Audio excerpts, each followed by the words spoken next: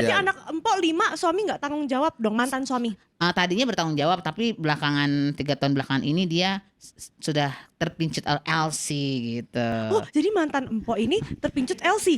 Mantan suami kita supir truk, dia suka mampir-mampir gitu. Oh, emang punya duit buat nyewa Nah LC. itu buktinya bisa, tapi LC-nya itu bukan yang LC-nya itu yang di warung remang-remang, Pertanyaan bukan yang logis. seperti di Pertanyaan klub-klub logis. malam bukan. Ya, itu bukan LC. Apa? Lonte. Iya. Beda kalau LC lebih. LC itu apa?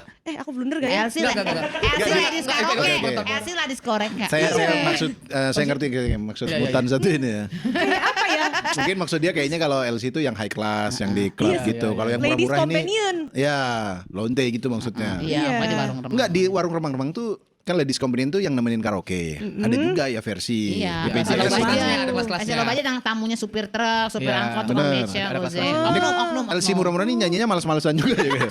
Tapi ada nyanyi